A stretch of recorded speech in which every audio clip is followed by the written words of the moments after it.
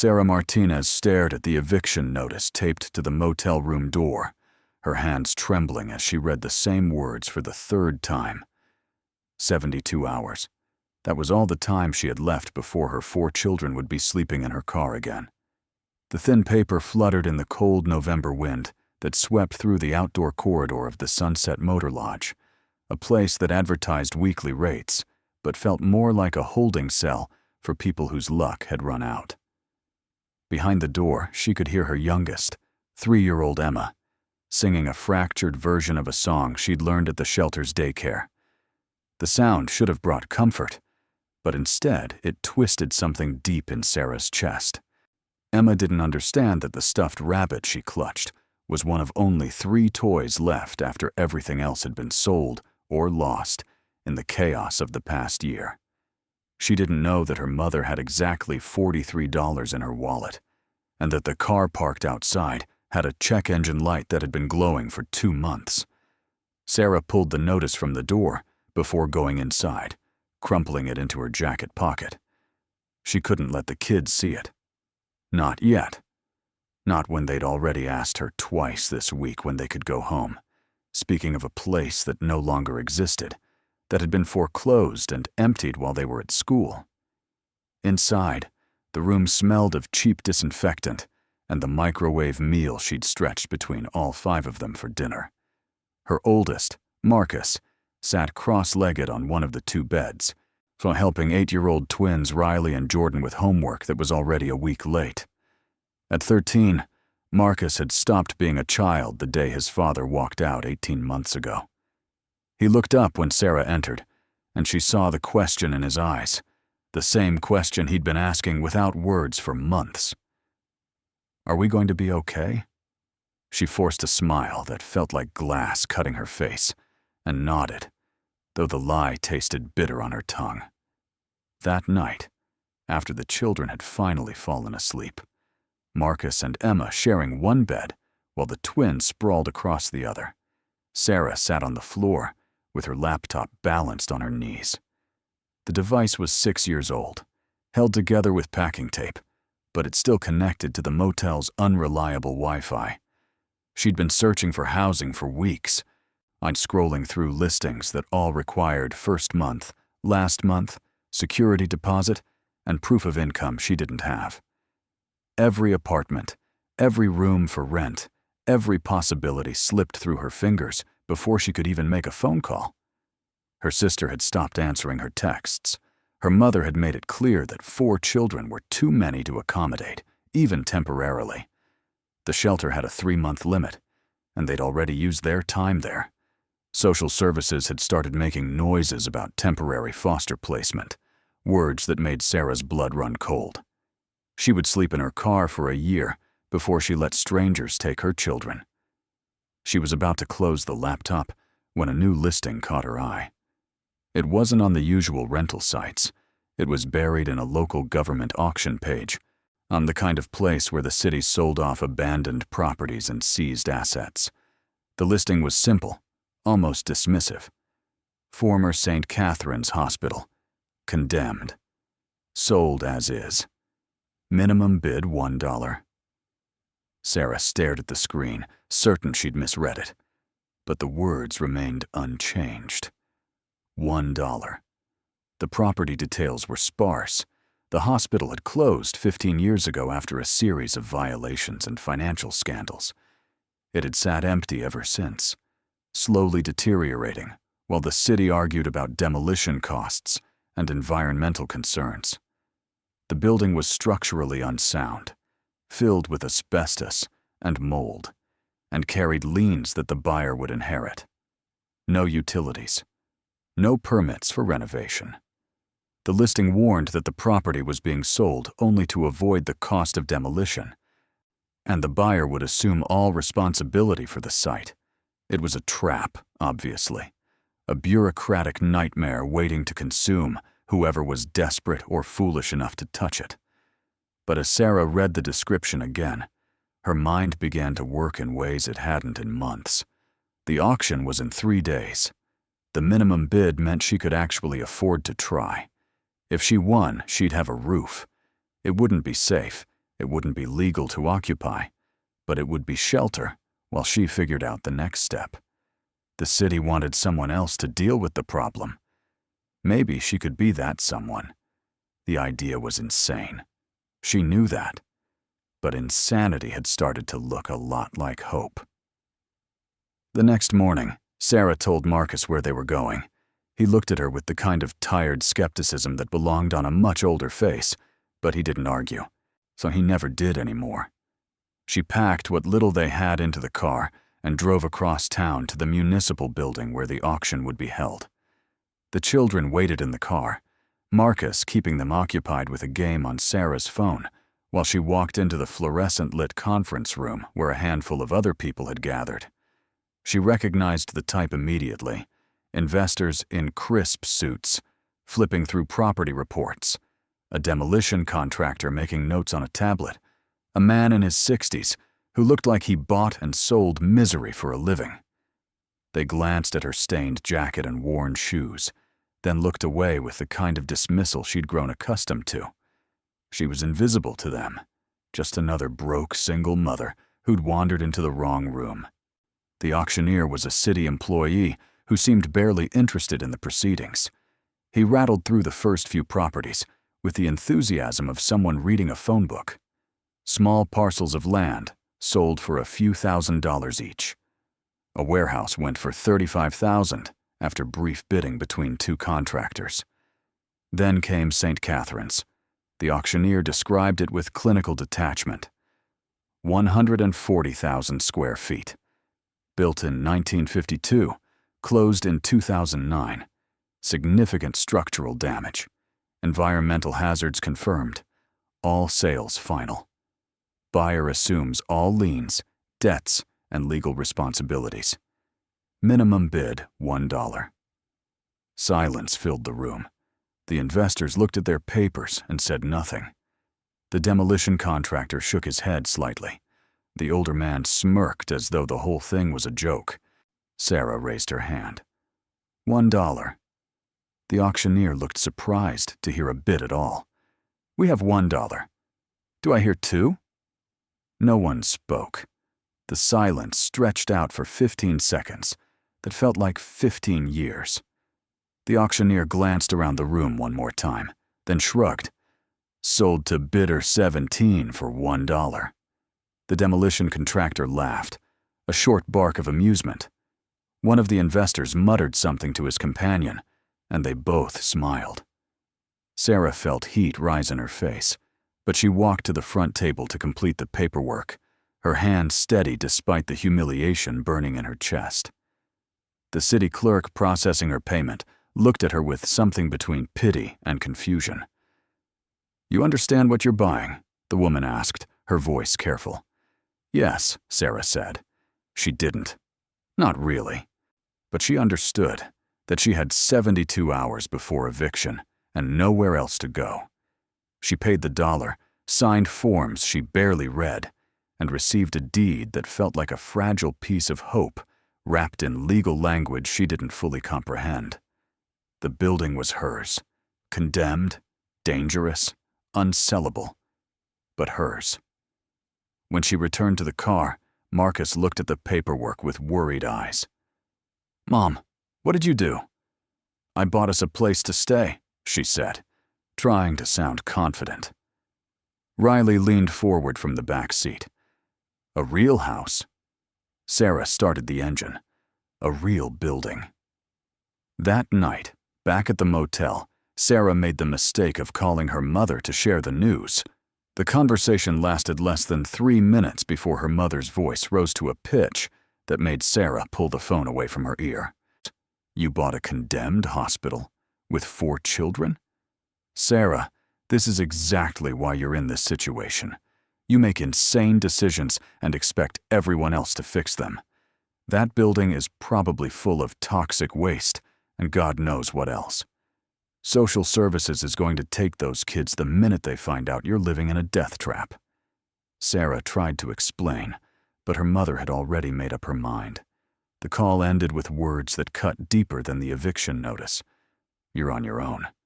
Don't call me when this blows up in your face. Her sister's text response was shorter, but no kinder. "This is the stupidest thing you've ever done. And that's saying something." At the motel's front desk the next morning, the manager looked at her with naked contempt when she explained she'd be leaving early. "I'm running out on rent you owe." "I paid through tonight," Sarah said quietly. The manager snorted. "Taking those kids to some squat? Real Mother of the Year material." Sarah didn't answer. She'd learned that defending herself only invited more cruelty. She gathered the children, loaded their few possessions into the car, and drove through the gray November morning toward the eastern edge of the city, where St. Catherine's Hospital waited like a gravestone against the pale sky. The building came into view slowly, rising behind a chain-link fence crowned with rusted barbed wire. It was massive, far larger than Sarah had imagined from the sparse auction listing. 7 stories of weathered brick and broken windows, with a central tower that had probably once displayed a cross or hospital insignia. Now it displayed only decay. Graffiti scarred the lower walls, incomprehensible tags and crude images layered over years of neglect. Vegetation had begun to reclaim the property, weeds pushing through cracks in the parking lot, vines crawling up the eastern facade like grasping fingers. Sarah pulled up to the main gate and found it secured with a heavy chain and padlock. She had bolt cutters in the trunk, purchased the previous night with the last of her money. It took 10 minutes of awkward sawing before the chain fell away with a metallic crash that made the children jump. She drove through, following a cracked driveway that curved past what had once been a manicured lawn and was now a jungle of dead grass and scattered trash. The main entrance stood at the top of a wide set of concrete steps, flanked by concrete pillars that had probably been white once, but were now the color of old teeth. A plywood board covered the main doors, marked with faded warnings about trespassing and structural hazards.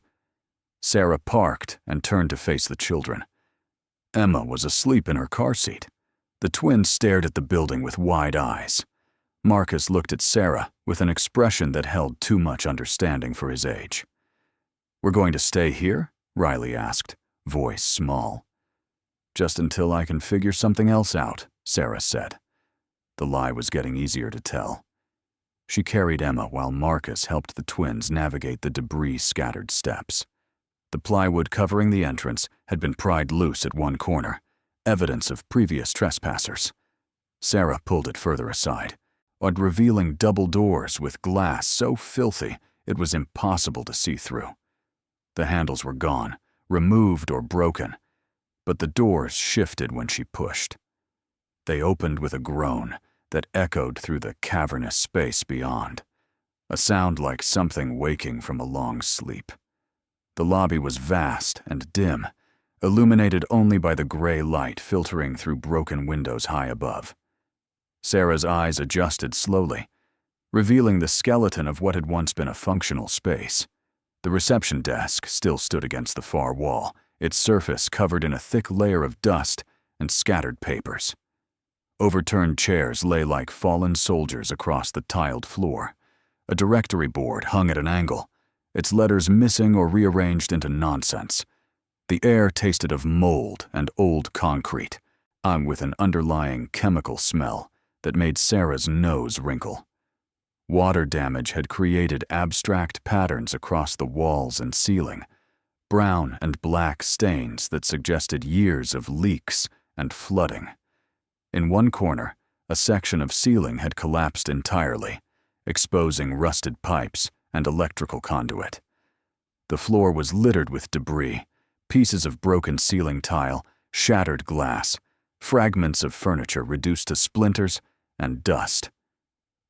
"It smells weird," Jordan said, pressing close to Sarah's side. "Old buildings smell like this," Sarah said, though the scent disturbed her more than she wanted to admit. It wasn't just age and water damage. There was something else beneath it, something that reminded her of the chemistry lab at her old high school. Sharp and wrong.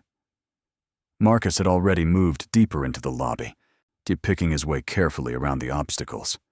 "There's hallways over here," he called back, "and stairs." Sarah set Emma down, keeping hold of her hand. "Stay close to me. All of you. We're just looking today." They explored slowly, Sarah testing each step before allowing the children to follow. The hallways branched out from the lobby like arteries from a heart, each one leading deeper into the building's vast interior. Most rooms were empty, stripped of anything valuable long ago. Patient rooms held only the ghosts of their former occupants, mounting brackets on walls where beds had once stood. Empty cabinets with doors hanging loose. Bathrooms with fixtures torn out and pipes protruding like broken bones. Some areas showed signs of more recent occupation.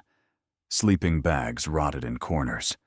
Empty bottles and food wrappers suggested squatters had used the space, though none appeared recent.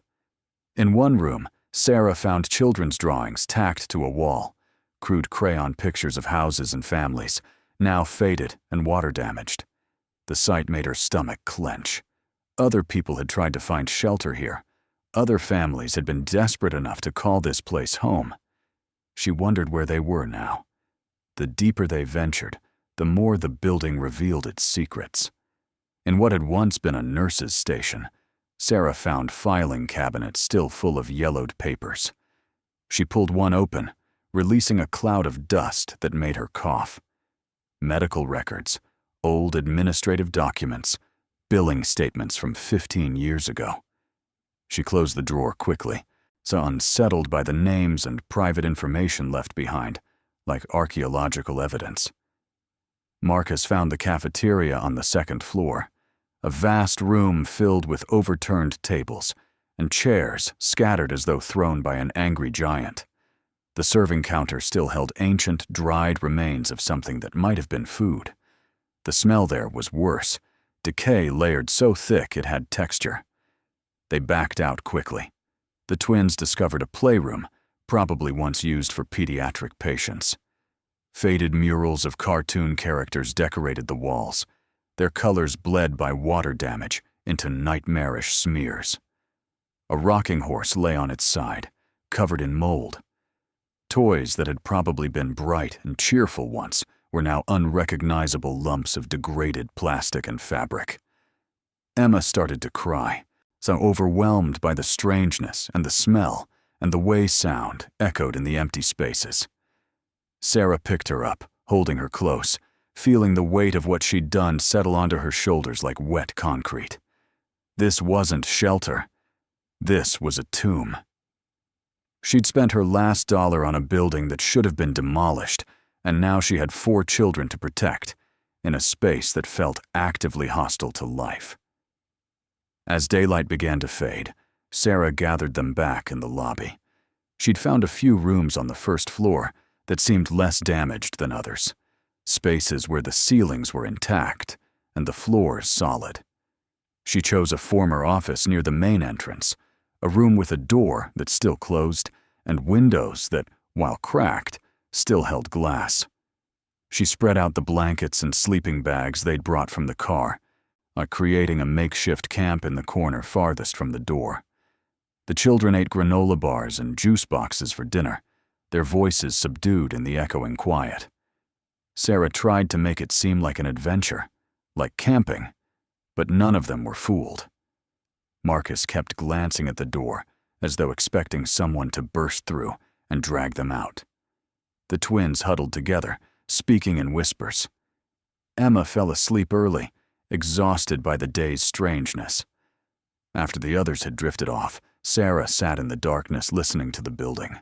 It made sounds constantly, creaks and groans that might have been settling or might have been something else.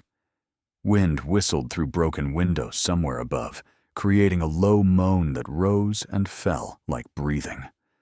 Water dripped steadily in the distance, a rhythmic pulse that marked time in the emptiness.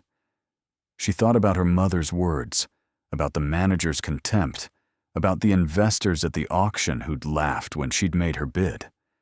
They'd all been so certain she was making a mistake, and sitting here in the dark, surrounded by decay, It was hard to argue with them. But she'd had no choice. That was what they didn't understand.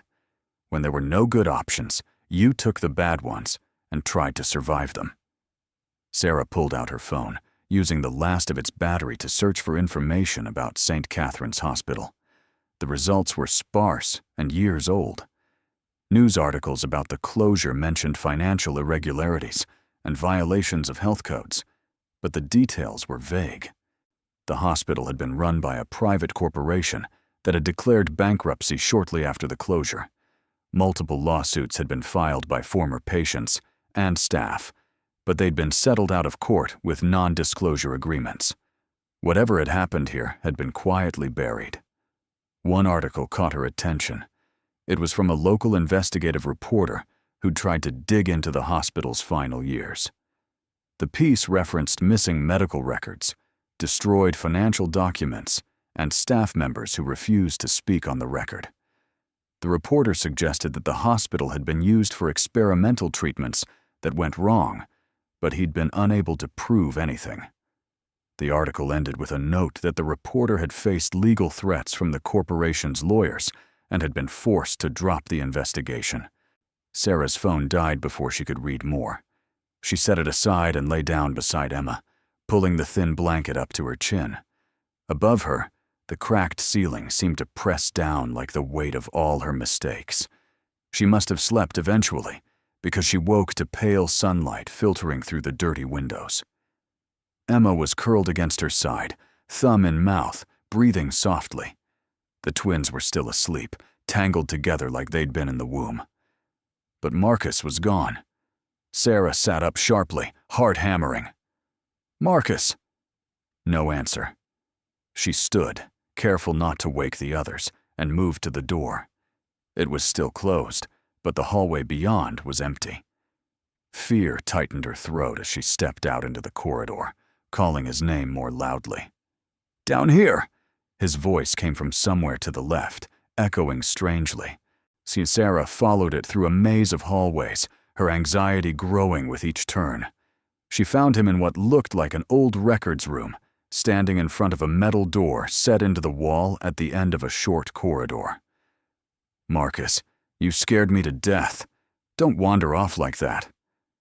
"Sorry," he said. But he didn't look sorry. He looked excited, more animated than she'd seen him in months. "But Mom, look at this." He gestured to the door. It was different from the others in the building. Heavier, with a reinforced frame, and a lock that looked more serious than the simple door handles throughout the rest of the hospital. A faded sign beside it read, "Authorized personnel only.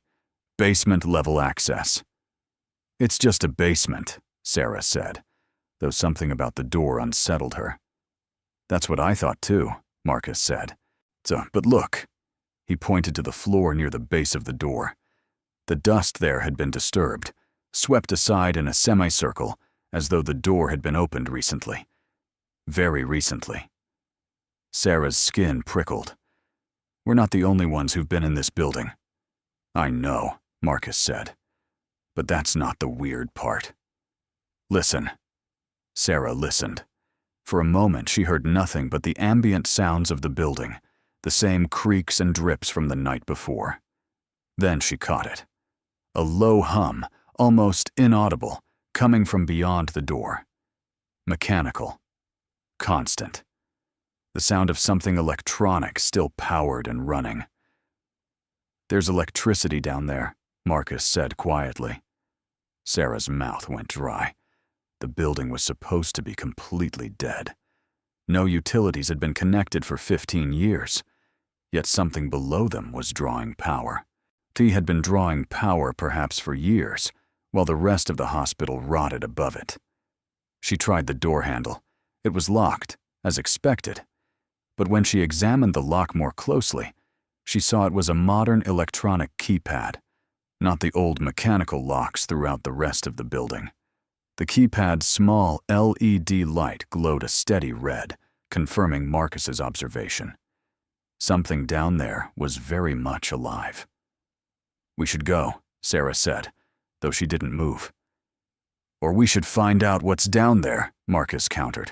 Mom, what if there's something valuable? What if that's why people are still coming here? Sarah started to argue, then stopped. The same desperate logic that had driven her to buy this building was now pushing against her better judgment. So if there was something in the basement worth protecting with an electronic lock and continuous power, it might be something worth finding. And if she'd learned anything in the past year, it was that survival meant taking risks that more comfortable people could afford to avoid. She examined the keypad more closely. It was a standard commercial model, probably installed within the last few years based on its condition.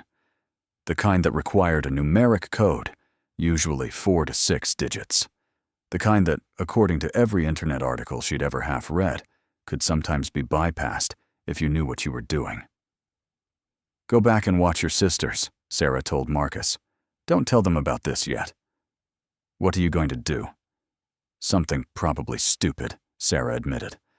After Marcus left, reluctantly, Sarah spent the next hour searching the records room and the surrounding offices. She was looking for anything that might give her a clue to the code.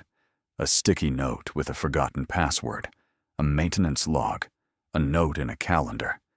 The kind of sloppy security that turned sophisticated locks into minor inconveniences. She found it in the third filing cabinet she checked, in a folder labeled Facility Maintenance 2008 to 2009. Among the mundane reports about HVAC repairs and plumbing issues was a single sheet of paper that made her breath catch. It was an installation receipt for an electronic security system, basement access, dated 6 months before the hospital closed. Handwritten at the bottom in fading blue ink were the words Default Code 081952, followed by Change after installation, with the word Change underlined 3 times. And Sarah stared at the numbers. 081952. August 19th, 1952. The building's construction date, visible on the cornerstone she'd noticed outside. Someone had set the lock code to the building's birthday, and then, apparently, had never bothered to change it. She returned to the basement door with the paper in hand, her heart beating fast enough to make her feel lightheaded. This was the moment where she should stop, where she should take her children and leave, find a shelter, call social services, accept whatever help she could get, and try to rebuild from there. This building was dangerous enough already without adding whatever secrets lurked in a locked basement to the equation. But her hand was already moving toward the keypad. She entered the numbers. 081952. The LED light blinked from red to green. A heavy mechanical click sounded from within the door, the sound of a bolt retracting. The hum from beyond grew slightly louder, more present. Sarah wrapped her fingers around the handle and pulled. The door was heavy, reinforced, opening inward with smooth precision that suggested recently oiled hinges. Beyond it, concrete stairs descended into darkness. Emergency lighting, powered by the same mysterious source that ran the lock, illuminated the stairwell in a dim, greenish glow. The air that rose from below was cool and dry, temperature-controlled, completely unlike the moldy dampness of the rest of the building. Sarah stood at the threshold, looking down into the artificial twilight. Every instinct screamed at her to close the door, walk away, pretend she'd never found it. But desperation had its own gravity, and pulling her forward into the unknown. She began to descend, one careful step at a time, leaving the ruined hospital above and entering a space that someone had taken great care to keep hidden, sealed, and very much alive. The stairs spiraled downward for longer than Sarah expected, dropping at least 2 full stories below ground level. The emergency lights continued at regular intervals, casting a sickly green glow that made her shadow stretch and contract as she descended. The walls here were clean, recently painted concrete, a stark contrast to the decay above. No water damage, no mold, no graffiti. This space had been maintained while everything above it fell apart. The air grew cooler with each step, regulated by ventilation she could hear, but not see. The hum she'd noticed before resolved into distinct sounds as she descended. The low whir of climate control, the subtle buzz of electrical equipment, the almost imperceptible white noise of forced air circulation. This was more than a basement. This was a facility. At the bottom of the stairs, Sarah found herself facing another door, this one already ajar, light spilling from the gap. She pushed it open carefully, half expecting alarms or security guards or something worse. Instead, she found silence and space. The room beyond was vast, stretching far beyond what should have been possible based on the building's footprint above. Rows of industrial shelving units created orderly aisles, each one stocked with sealed containers, filing boxes, and equipment that gleamed even in the fluorescent lighting. The floor was spotless, the air filtered and clean. This was a storage facility. But for what? Sarah walked slowly down the nearest aisle, her footsteps echoing softly on the polished concrete. The containers were labeled with alphanumeric codes that meant nothing to her. She opened one at random and found it filled with medical equipment, sealed in protective packaging, looking factory new, despite being at least 15 years old. Another container held files, thousands of them, organized with obsessive precision. She pulled a folder from the middle of one box and opened it. Inside were medical records, but not the kind she'd seen upstairs. These were detailed research protocols, patient consent forms for experimental treatments, lab results that referenced procedures and medications she didn't recognize. Dates ranging from the 1990s through 2009. Names redacted with black marker so heavy it had soaked through the paper in places. The deeper into the basement she went, the more she understood that this wasn't just storage. This was an archive. Someone had moved everything of value from the hospital above and sealed it down here, preserving it with climate control and electronic security, while letting the building above rot as a distraction and deterrent. In the center of the space, she found something that made her stop completely. A vault, not a safe or a locked cabinet, but a genuine bank-style vault door, circular and massive, set into a reinforced wall. It stood open, as though whoever had last accessed it hadn't bothered to seal it again. Or couldn't. Or had left in a hurry. Sarah approached it slowly, fear and curiosity warring in her chest. The vault door itself must have weighed tons, its inner surface lined with chrome and precision locks. Beyond it lay a smaller room, perhaps 20 feet square, with walls lined with safety deposit-style boxes. Most stood open and empty, their contents long removed. But in the center of the room sat something that made Sarah's breath catch in her throat.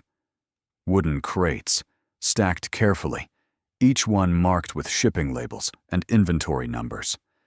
Some were small enough for her to lift. Others were the size of refrigerators, secured with metal strapping and official-looking seals. They weren't old. The wood was clean, the labels crisp, some dated within the last 5 years. Someone had been coming here. Someone had been adding to this collection, while the hospital above served as a convenient cover story about urban decay. Sarah pulled one of the smaller crates from a stack and set it on the floor. The lid was fastened with simple screws that turned easily under her fingers. Inside, packed in foam, were bundles. Neat, vacuum-sealed bundles wrapped in plastic and marked with denominations she recognized immediately. Currency. Stacks and stacks of $100 bills, sealed against moisture and time. Her hands shook as she lifted one bundle. It was heavier than she expected, denser, real in a way that made her lightheaded. She tore open the plastic despite herself, needing to confirm that what she was seeing wasn't some elaborate prop or movie money or hallucination brought on by stress and hunger. The bills were real. Old, sequentially numbered, crisp despite their age. She counted the bundle quickly, her fingers clumsy with shock. $10,000. Put in her hands.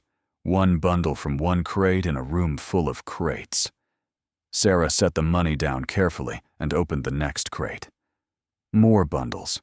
Different denominations this time, 50s and 20s mixed with hundreds, but the same meticulous packaging and organization. The third crate held bonds, government securities, investment certificates, all sealed and documented, and worth more than Sarah could calculate in her head. She stood in the center of the vault, surrounded by evidence of wealth beyond anything she'd imagined, and felt her legs threaten to give out. This wasn't a condemned building. This was a tomb built to hide something enormous, something that someone had spent years protecting and concealing. How much was here? Hundreds of thousands, millions. The crates kept going, stack after stack, and she'd only opened 3.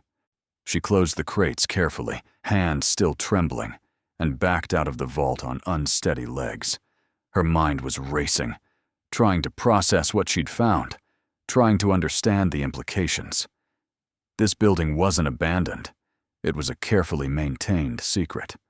And she'd just bought it for $1 from a city that either didn't know what was here or had very good reasons for pretending it didn't.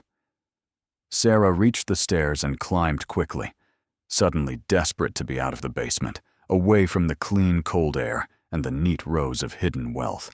She needed to think. She needed to understand what she'd stumbled into before she made her next move. The vault door stood open behind her, waiting like a question she wasn't ready to answer.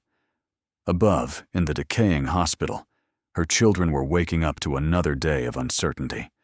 Below, in the sealed basement, enough money to change their lives forever sat waiting in the darkness, protected by locks she'd accidentally bypassed and secrets she was only beginning to uncover.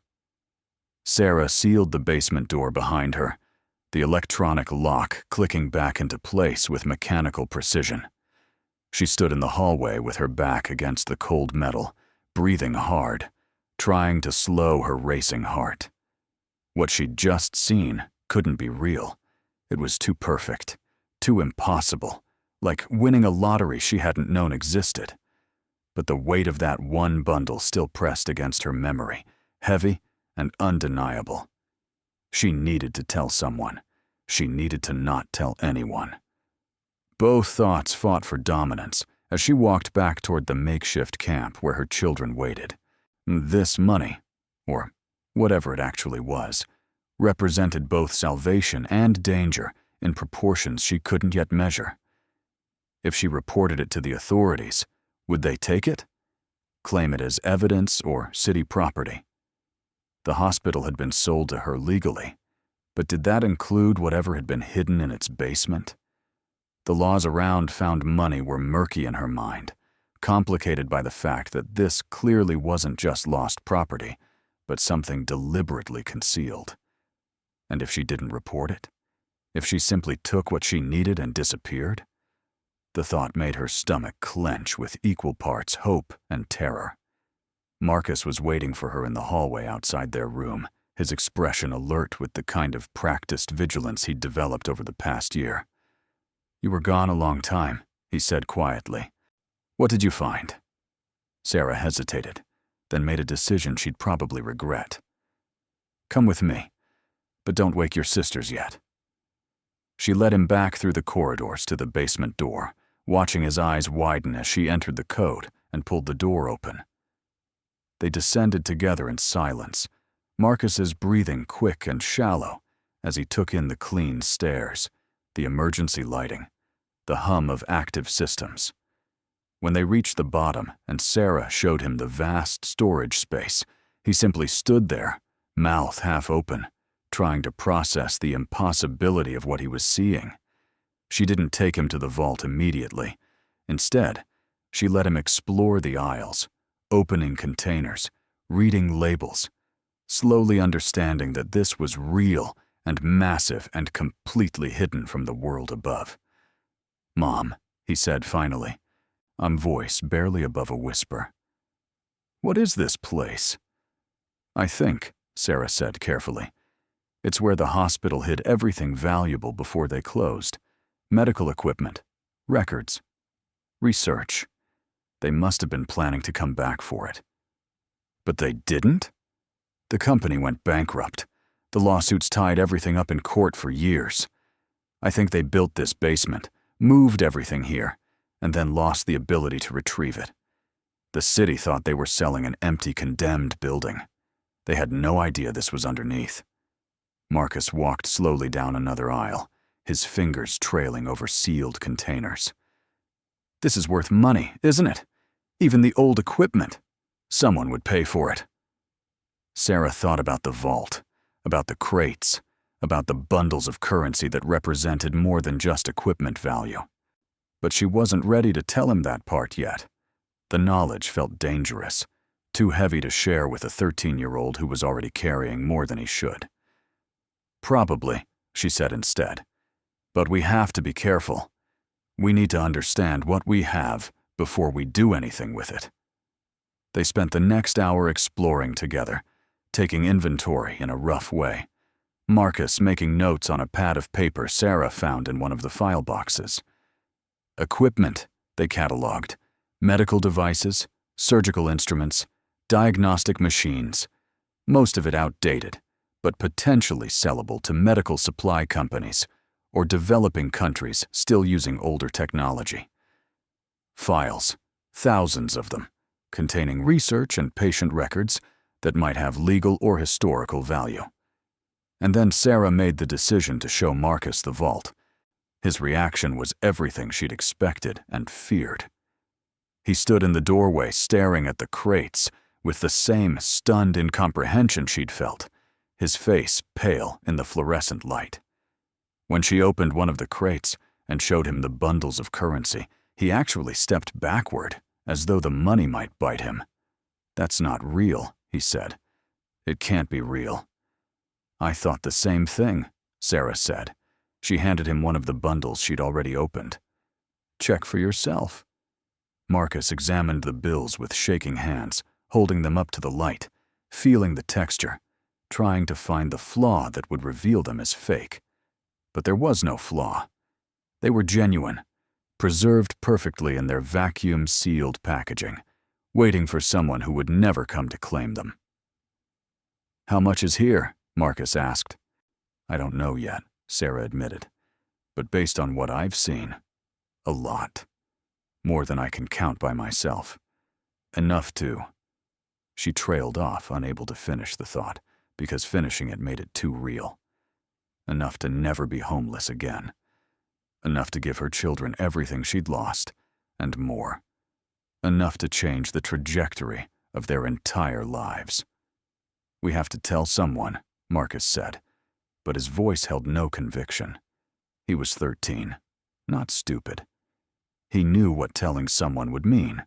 Questions, investigations, legal battles over ownership, the money tied up in court while they slept in their car and waited for a system that had already failed them repeatedly to decide their fate. "Maybe," Sarah said, "eventually. But first we need to understand what we're dealing with.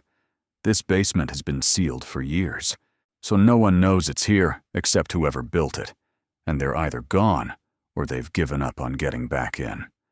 We have time to figure this out." Marcus looked at her with eyes that had seen too much adult reality too soon. "You're going to take it, aren't you?" "I'm going to make sure my children have a roof over their heads and food to eat," Sarah said quietly. "If that means taking money that was going to rot in a basement forever anyway, then yes, I'm going to take it. After everything that's been taken from us, I'm finally going to take something back." They stood in the vault, surrounded by abandoned wealth, mother and son, weighing the moral and practical implications of a choice that had probably already been made the moment Sarah descended those stairs.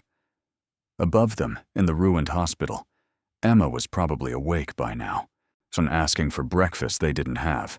The twins were likely exploring the dangerous building without supervision, touching things they shouldn't, venturing into rooms that could collapse without warning.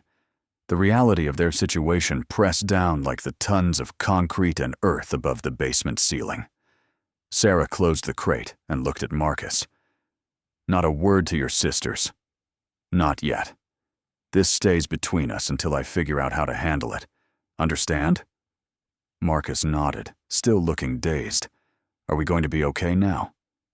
The question hung in the recycled air of the basement, the same question he'd been asking without words for months. For the first time, Sarah thought she might be able to answer truthfully. "I think," she said slowly, "we might actually be okay." They locked the vault door this time, Sarah turning the heavy wheel until it sealed with a deep mechanical thud. The symbol, the next 3 days, passed in a strange dual reality. Above ground, Sarah and her children lived like squatters in a condemned building, rationing granola bars and bottled water, while Emma complained about the smell and the twins asked when they could go to a real house. Below ground, in the climate-controlled silence of the basement, Sarah conducted an inventory that grew more staggering with each crate she opened. She worked at night after the children were asleep, descending the stairs with a flashlight and the kind of methodical determination she'd learned from years of stretching impossible budgets. Marcus helped when he could, keeping watch, making lists, trying to understand the scope of what they'd found. The first full night of inventory revealed that the smaller crates contained cash in various denominations, all vacuum-sealed and dated. Some bundles were from the 1990s, others more recent. The newest dated just 3 years ago. Sarah created a rough count, her hands cramping from opening packaging and her eyes burning from the strain of counting in the artificial light. By dawn, she'd tallied 8 crates of pure currency totaling somewhere between $12 and $15 million. She sat on the cold floor of the vault, that number repeating in her mind, like a mantra that refused to make sense. 12 to 15 million. More money than she'd earn in 10 lifetimes. More money than most people would see in 100. Just sitting in wooden crates in a basement no one knew existed. The larger crates held different treasures. Bearer bonds, the kind that functioned like cash for whoever possessed them, issued in the 1980s and 90s when such instruments were still legal. She had no idea how to value them, but the denominations on their faces ranged from $10,000 to $100,000 each. There were hundreds of them, maybe thousands, sealed in protective sleeves and organized by issue date. Another set of crates contained stock certificates, physical shares in pharmaceutical companies and medical device manufacturers. Some were for companies Sarah recognized, major corporations that still existed. Others were for smaller firms that had probably been absorbed or bankrupted in the decades since the certificates were issued. She set those aside, knowing they'd require expert evaluation. But it was the smallest crate, untucked in the back corner of the vault, that made her understand the true nature of what the hospital had been hiding. Inside, wrapped in layers of protective cloth, were gemstones. Not jewelry, but loose stones in sealed containers, with certificates of authenticity attached. Diamonds, rubies, emeralds, sapphires, each one graded and documented by laboratories she'd never heard of. The certificates were old, some from the 1970s, but the stones themselves were timeless. She held a diamond up to the light, watching it fracture the fluorescent glow into rainbow shards, and felt like she was holding concentrated impossibility. The certificates listed values, though she knew gemstones could fluctuate wildly in worth. Still, even conservative estimates suggested millions more. Combined with the currency, the bonds, the stock certificates, and the medical equipment, the research materials, she was looking at a fortune that dwarfed her initial estimates. Not 15 million, not 20. Somewhere north of $200 million, possibly closer to 300, hidden in the basement of a building she'd bought for $1. Sarah sat in the vault with her back against the wall, processing numbers that felt like abstractions rather than reality. This kind of money didn't just appear. It didn't accumulate accidentally. Someone had deliberately moved this wealth here, concealing it beneath a legitimate business that could serve as cover. The hospital had been more than just a medical facility. It had been a front for something else. And when that something else collapsed, whoever was responsible had sealed the evidence underground and walked away. Or tried to walk away. And she spent the fourth night not counting money but reading files. The basement held tens of thousands of documents, most of them medical records and research protocols. But Sarah was looking for something specific. Financial records, corporate documents, anything that would explain how this much wealth had ended up buried beneath a failed hospital. She found it in a banker's box labeled Administrative Confidential, in handwriting so faded it was almost illegible. Inside were documents that told a story of systematic fraud spanning decades. St. Catherine's Hospital had been owned by a corporation called Med Health Solutions, which itself was owned by a larger parent company registered in the Cayman Islands. The hospital had received tens of millions in federal grants for medical research throughout the 1980s and 90s, for money meant to fund trials for new treatments and medications. But the research had been fraudulent. Clinical trials that never happened. Test results fabricated. Medications approved based on data that didn't exist. The documents were meticulous in their detail, almost proud in their documentation of the deception. Someone had kept records of every false report, every bribed official, every patient whose informed consent had been forged. It read like a manual for institutional corruption, and Sarah felt sick reading it. When the fraud was finally discovered in the early 2000s, the corporation had faced criminal investigations and billions in potential penalties. But before the full scope could be revealed, key executives had died in what the documents referred to as unfortunate accidents. Others had fled the country. The bankruptcy had been carefully orchestrated to protect personal assets, and the hospital had been sacrificed as a convenient scapegoat while the real wealth was moved underground. The basement wasn't just a storage facility. It was a money laundering operation frozen in time, filled with the proceeds of fraud that no one had been able to claim once the investigation started closing in. The gemstones were probably payment for illegal services. The bearer bonds were untraceable wealth. The cash was profit from schemes that had cost lives and corrupted an entire institution. Sarah set down the file she was reading and pressed her hands against her eyes, feeling the weight of what she'd discovered settle onto her shoulders. This wasn't found money.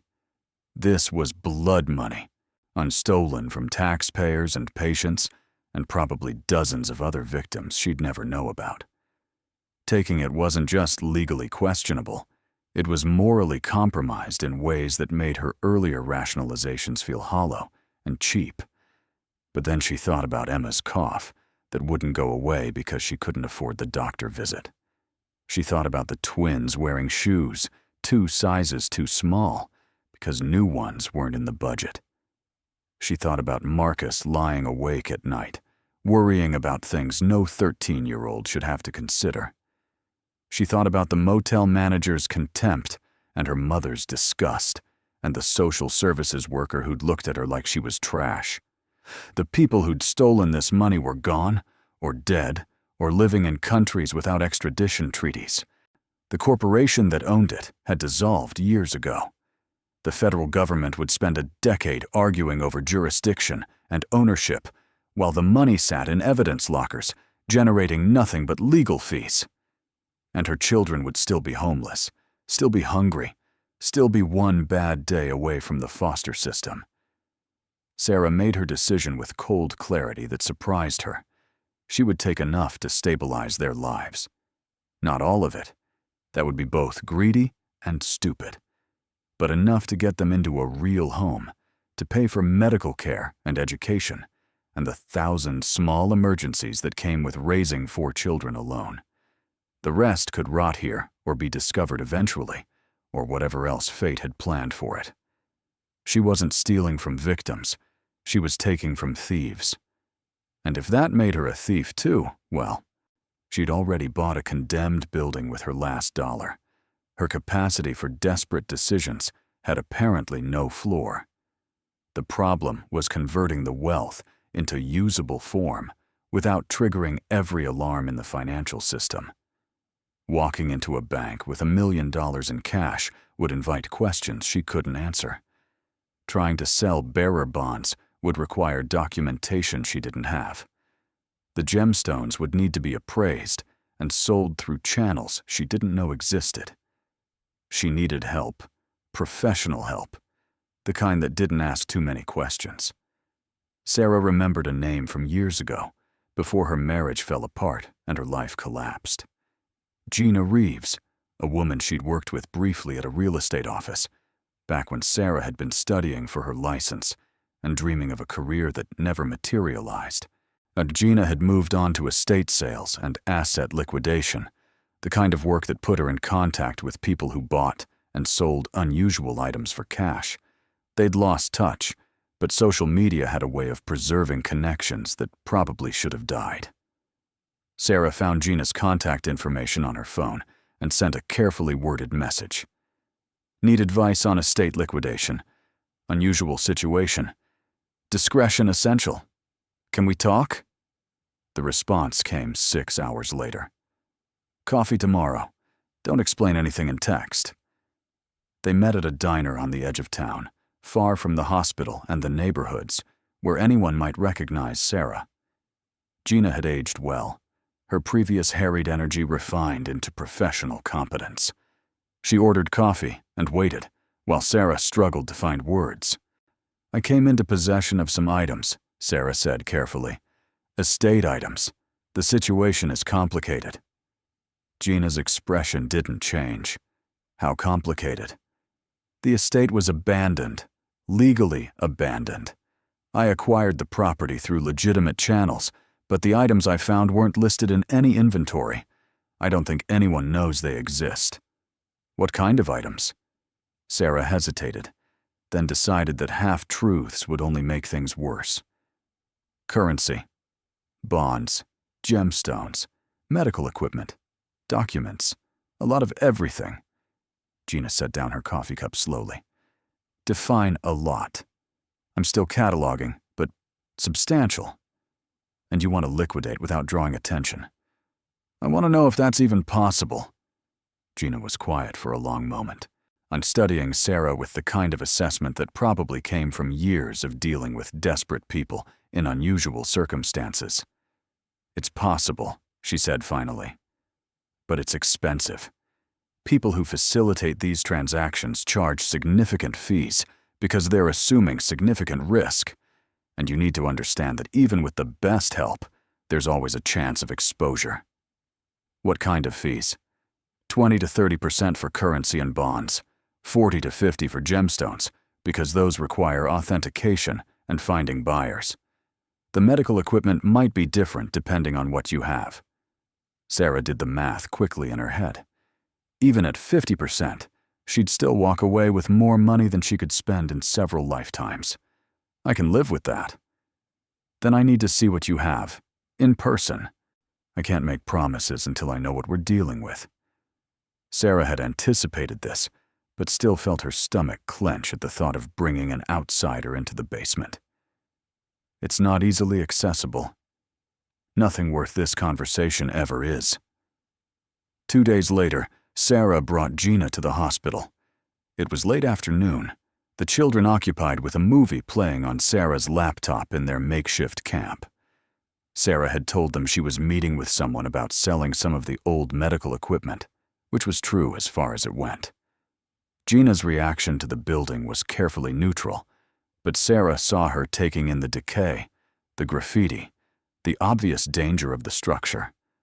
When they reached the basement door and Sarah entered the code, Gina's neutrality cracked slightly. Jesus, she said quietly. This is serious. The descent was silent. Sarah led the way, hyper-aware of every sound, every shadow, half expecting to find the basement ransacked or the vault empty, or some other evidence that the past week had been an elaborate hallucination. But everything was exactly as she'd left it. Clean, climate-controlled, filled with the organized remnants of massive fraud. She showed Gina the storage area first, letting her examine the medical equipment and files. Gina moved through the aisles with professional efficiency, occasionally making notes on her phone, asking questions about quantities and conditions. Her expression remained carefully blank, but Sarah could see the calculations happening behind her eyes. Then Sarah opened the vault. Gina stood in the doorway for a full 30 seconds without speaking, her gaze moving from crate to crate, taking in the scale of what she was seeing. When she finally spoke, her voice was barely above a whisper. "How much have you counted?" "The currency is somewhere between 12 and 15 million. I haven't finished with the bonds or valued the gemstones. The stock certificates I have no idea about." Gina stepped into the vault, kneeling beside one of the open crates. She examined the currency with practiced hands, checking for counterfeits, assessing condition. She moved to the bonds next, reading certificates with growing intensity. When she reached the gemstones, she actually laughed, a short bark of disbelief. "Do you have any idea what you're sitting on?" she asked. "A rough idea. These stones alone are worth tens of millions, maybe more. The bonds, if they're still valid, could be worth 100 million or more. The currency is the least valuable thing here, and there's enough to set you up for life." Gina stood, brushing dust from her knees. "Sarah, this isn't an estate liquidation. This is a major asset recovery. You need more than a facilitator. You need lawyers, accountants, security consultants." "I need discretion," Sarah said. "Everything else is secondary." Gina studied her for a long moment. "You understand what you're risking? If anyone finds out about this before you've secured ownership and established legitimate provenance, you could lose everything. Or worse. Worse than living in a condemned building with 4 kids? Yes. Actually, much worse." Gina's expression was grave. "People have died for fractions of this much money, and whoever hid it here didn't just forget about it. They either lost access or lost the ability to retrieve it. If anyone from that organization is still alive, still watching, bringing this wealth back into circulation, we'll send up flares, visible from space." Sarah felt cold, despite the climate-controlled air. "So what do I do?" "You let me make some calls, quietly. I know people who specialize in this kind of situation. Asset recovery specialists, they call themselves. Former federal agents, lawyers who work in gray areas, security consultants with experience in high-value recoveries. They can help you establish legal ownership, create a plausible story for the asset discovery, and handle the liquidation in ways that won't trigger immediate investigation." "At what cost?" "Probably 40% of everything, plus expenses. But you'll walk away clean with wealth you can actually use instead of money you're afraid to spend." Sarah thought about the files she'd read, the evidence of fraud that filled bankers' boxes in the basement. "And if I wanted to, I don't know. Make sure the truth comes out? About what this hospital was doing?" Gina's expression softened slightly. "That's noble. But it's also dangerous. The more attention you draw to this place, the more questions get asked. You want to help the victims. Take the money.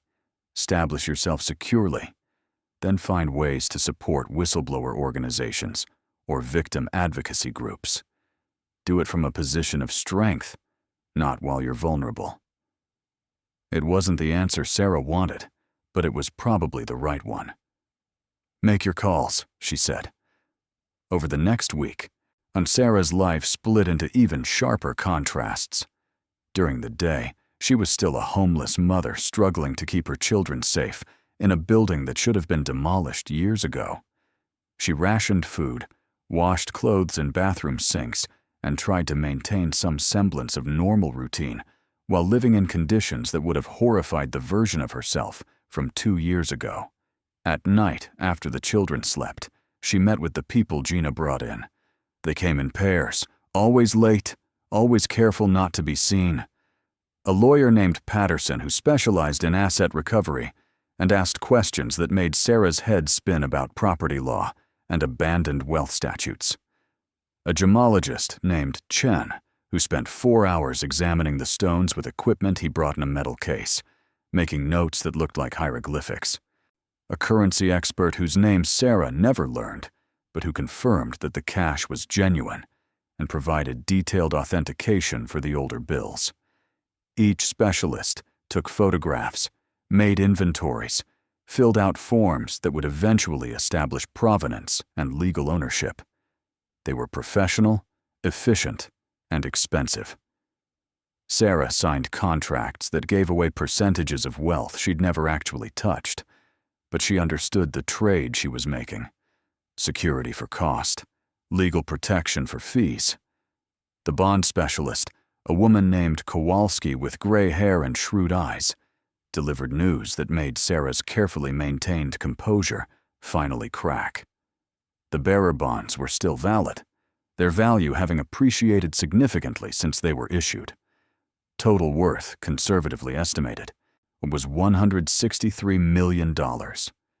Combined with everything else, the currency, the gemstones, the stock certificates that had actually increased in value as the companies had grown, the total assets in the basement were worth approximately $292 million. Sarah sat in the vault after Kowalski left, that number echoing in her mind. 292 million. It was absurd. It was impossible. It was exactly what the documents had suggested, and more than she'd let herself believe. Even after fees, even after taxes, if they decided to declare everything legally, even after every expense and complication, she'd walk away with more than $100 million. Probably closer to $150 million if they were careful and lucky. Her children would never be hungry again, never be homeless, but never wonder if they'd make it through the month.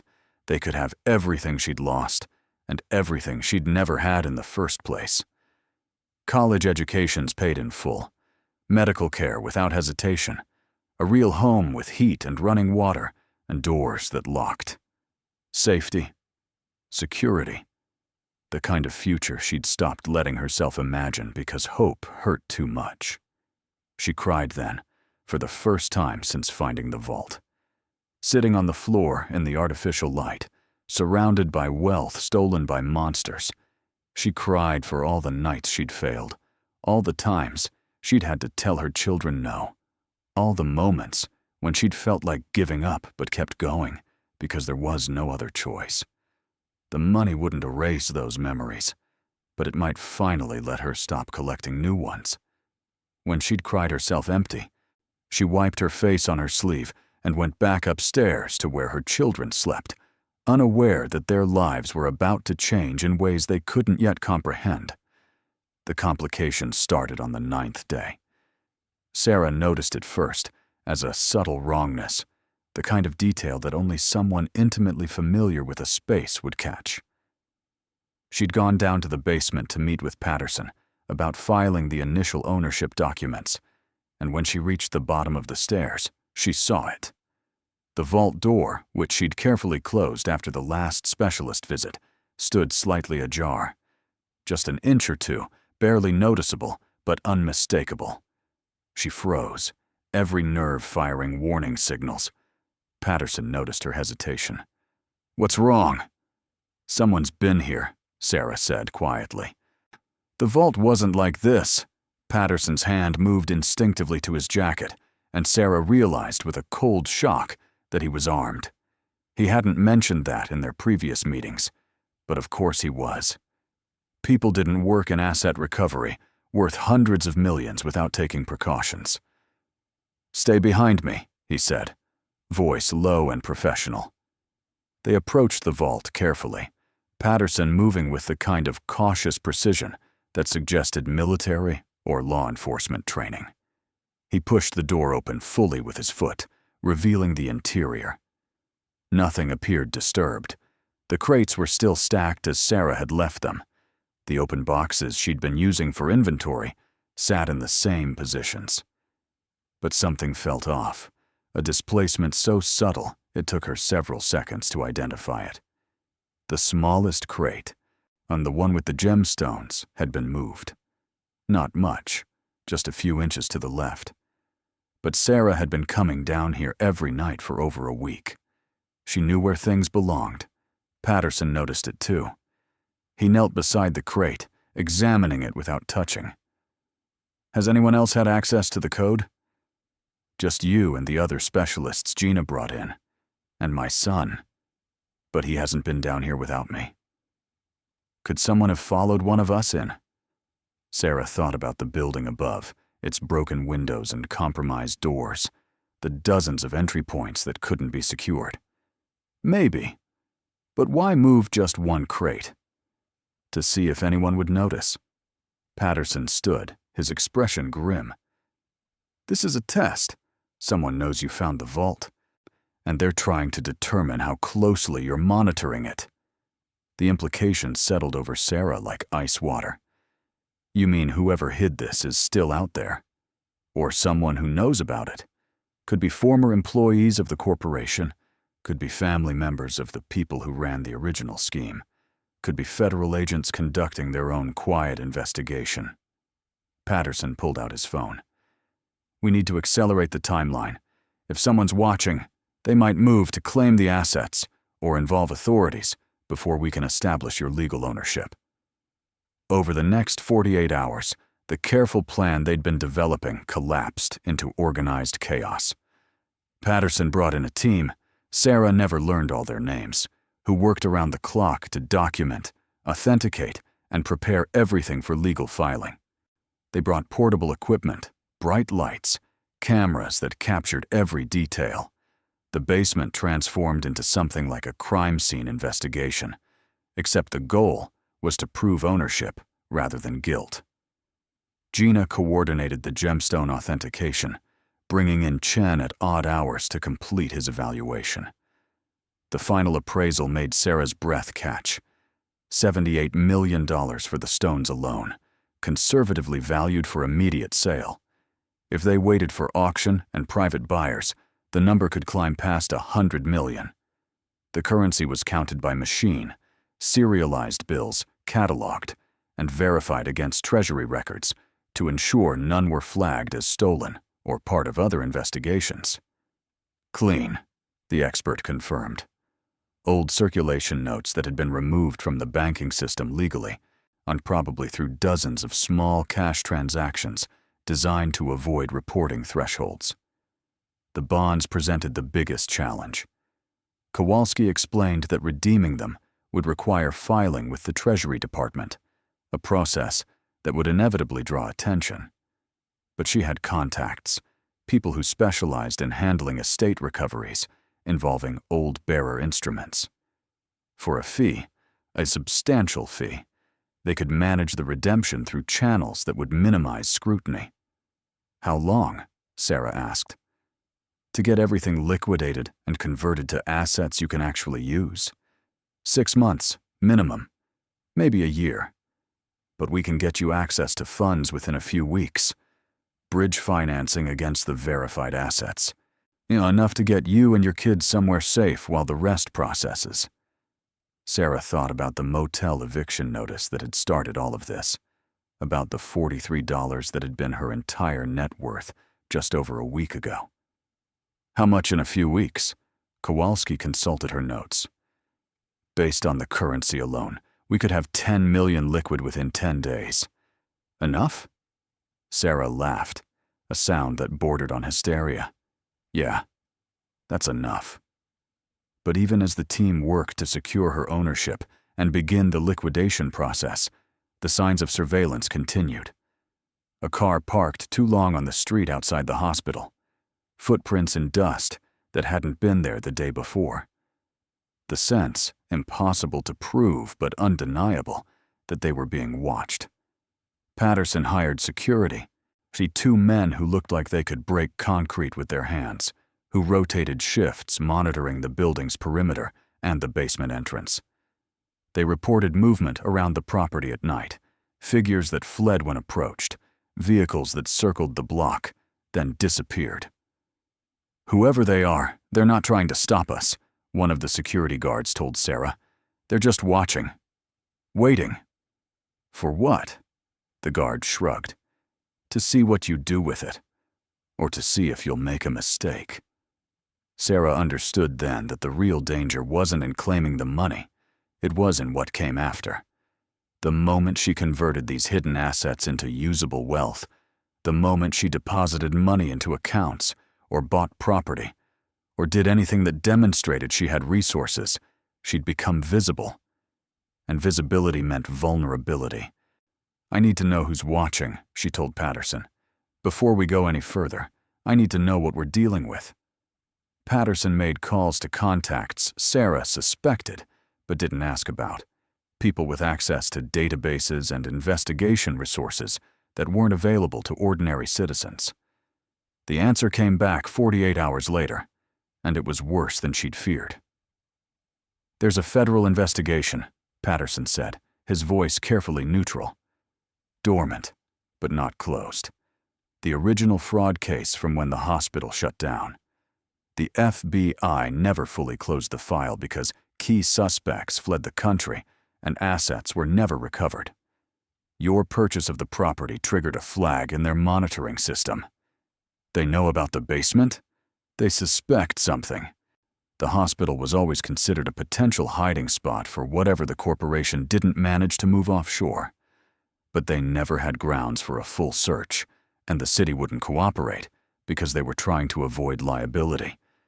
Now that you own it legally, if they wanted to search, they'd need a warrant based on probable cause, which they don't have. Yet.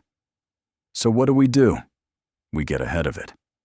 Patterson opened his briefcase and pulled out a thick folder. We file a treasure trove claim with the state. It's a legal mechanism for people who discover hidden assets on property they own. You report the find, let the state investigate, and verify ownership. And if no legitimate claimant comes forward within the statutory period, you get to keep it after paying taxes. That sounds like it would take years. Normally, yes. But I have contacts in the state attorney general's office, people who understand that a documented, legitimate recovery is better for everyone than having assets disappear into criminal networks or get tied up in decades of litigation. If we present them with complete documentation, full transparency, and a willingness to cooperate with any investigation, we can expedite the process. Sarah felt like she was standing on the edge of a cliff, being asked to jump and trust that someone had built a net she couldn't see. And if legitimate claimants do come forward, the corporation is defunct, the individuals who ran it are dead, in prison, or living in countries that won't extradite them. Their estates have been through bankruptcy. The federal government already recovered what they could through seizures and settlements. But what's left here isn't legally claimable by anyone we can identify. That's our argument, and it's strong. How strong? Patterson met her eyes with the kind of steady confidence that came from years of navigating legal gray areas. Strong enough that I'd bet my fee on it, which, considering my fee is about $40 million, should tell you how confident I am. Sarah made the decision with the same cold clarity that had brought her this far. File it. The treasure trove claim was filed on a Tuesday morning, complete with 1,000 pages of documentation, authentication reports, and legal briefs that Patterson's firm had prepared over the previous 72 hours. Sarah signed forms until her hand cramped, each signature another step toward either salvation or disaster. The state's response came faster than expected. An investigator from the Attorney General's office appeared at the hospital 3 days later, a woman named Rodriguez with sharp eyes and sharper questions. Sarah met her in the lobby, Marcus beside her as moral support, and answered every question with the careful truth Patterson had coached her to deliver. Yes, she'd bought the property legally. Yes, she'd discovered the basement by accident while exploring. Yes, she'd immediately sought professional help to handle the assets properly. No, she had no idea who'd hidden them, or why. No, she hadn't removed anything, or spent any of the funds. Everything was exactly as she'd found it, minus the documentation required for proper authentication. Rodriguez examined the basement with the same professional efficiency Gina had shown, but with an edge of official authority that made Sarah's stomach clench. She photographed everything, cross-referenced Sarah's inventory against her own assessment, asked technical questions about dates and conditions. After 4 hours, she stood in the vault and delivered her preliminary assessment. "This is legitimate," she said, almost grudgingly.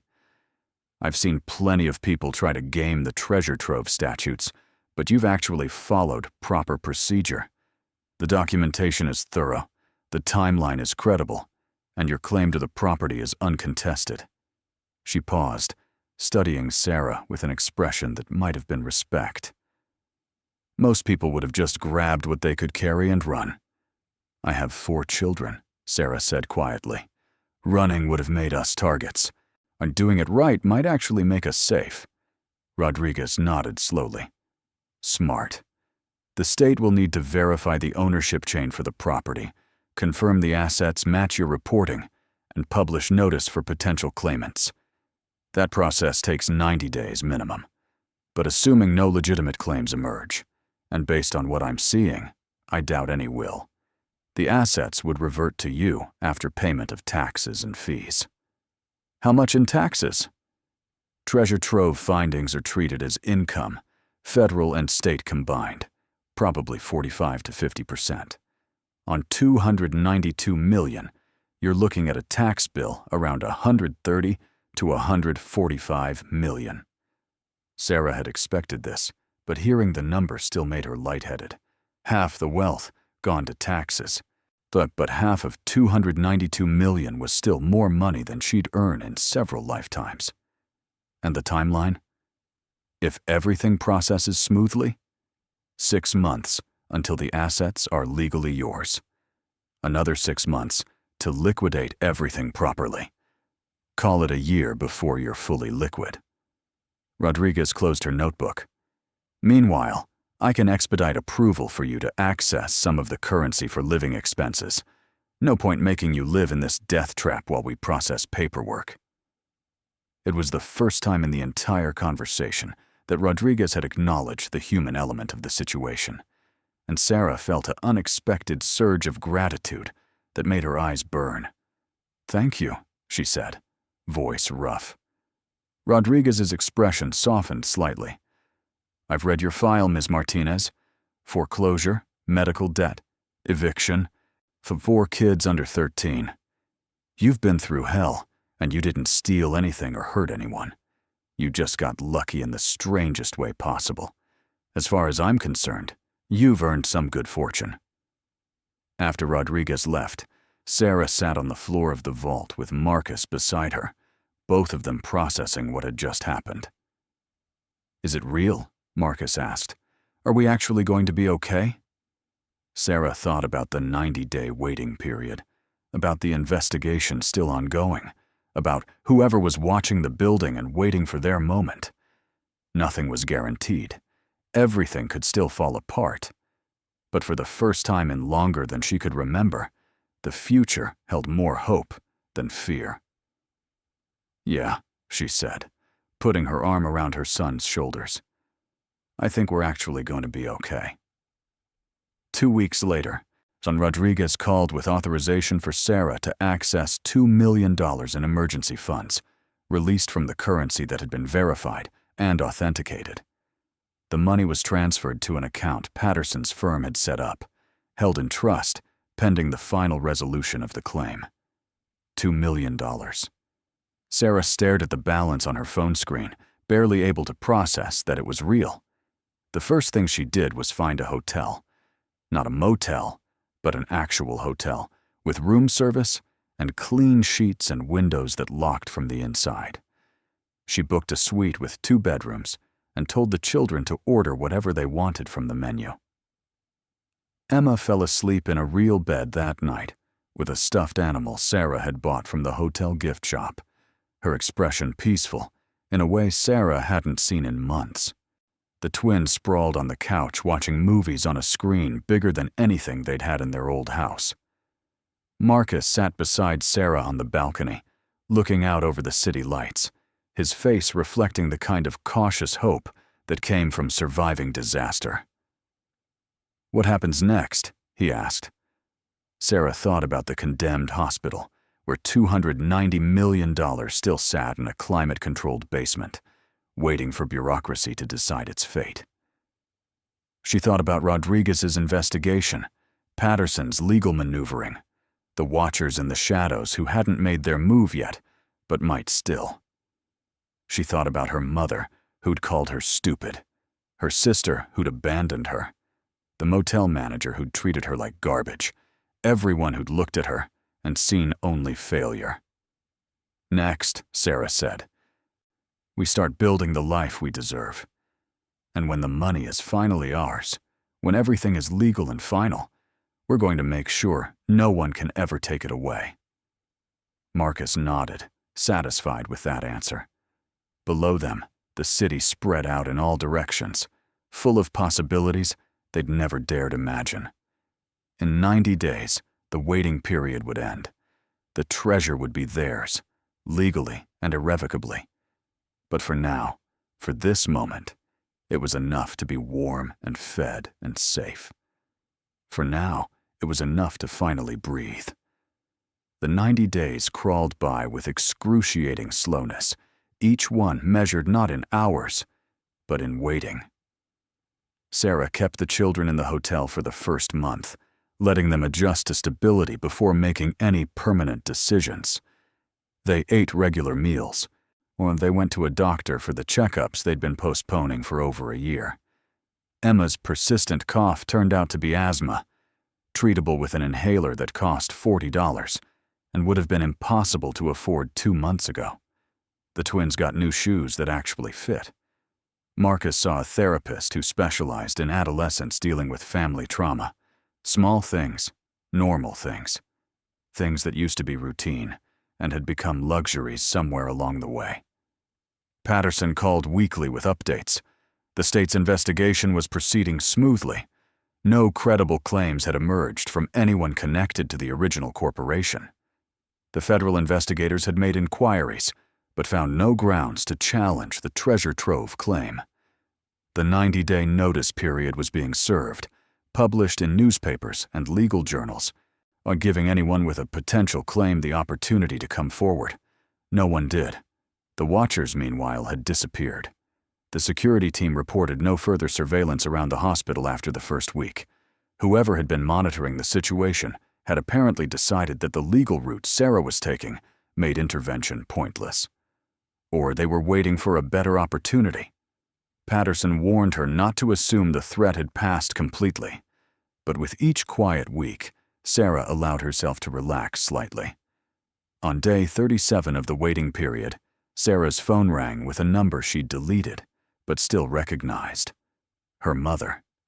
She almost didn't answer, but curiosity won out over self-preservation, and she accepted the call. "Sarah." Her mother's voice was stiff, formal. "I heard you're staying at the Riverside Hotel." News traveled fast, apparently. Sarah had been careful not to broadcast her location, but in a city this size, someone always knew someone who'd seen something. "We are." "For how long?" "As long as we need to." A pause, heavy with unasked questions. "I also heard you filed some kind of legal claim, something about finding assets." Sarah felt a cold satisfaction settle in her chest. Her mother wasn't calling out of concern. She was calling because she'd heard rumors about money, and money changed everything. "I found some things when I was exploring the hospital. Valuable things. I'm handling it through proper legal channels." "What kind of valuable things?" "The kind that take time to sort out. I can't really discuss it while the case is pending." Another pause, longer this time. Sarah could almost hear the calculations happening on the other end of the line, the recalibration of a relationship that had been defined by contempt for months. "I may have been hasty," her mother said finally, "when I said you were on your own. I was frustrated. You know how I get." Sarah closed her eyes, breathing through the anger that rose hot and sharp in her throat. "You told me I was making the stupidest decision of my life. You said social services should take my kids. I was worried about you, about them. That building could have collapsed on all of you. So you were concerned. Is that what we're calling it now? Sarah, don't be difficult. I'm trying to reach out here. I thought maybe we could have dinner. You and the kids. Let me see my grandchildren. It's been too long." It had been 3 months. So 3 months since her mother had refused to help, had mocked her desperation, had made her feel like the lowest form of failure. And now, the moment there was a hint of money involved, suddenly she wanted to be a grandmother again. "I don't think so," Sarah said quietly. "We're pretty busy right now." "Busy doing what?" "Sitting in a hotel room." The contempt was still there, just beneath the surface, dressed up in concern, but fundamentally unchanged. Sarah recognized it now for what it had always been, her mother's own fear and inadequacy projected outward, looking for a target. "Actually, yes. Sitting in a hotel room where my children are safe and fed, and not wondering if they're going to end up in foster care.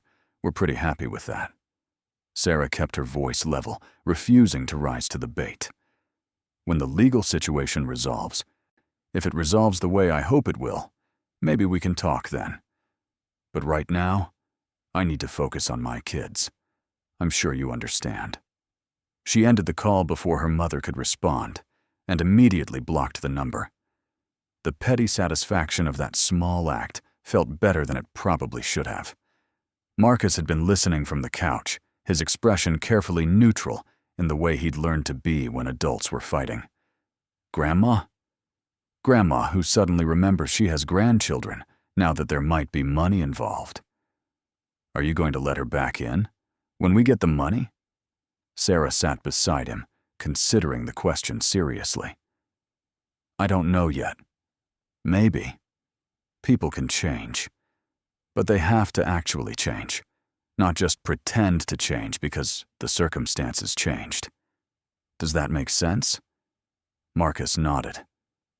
"I think so.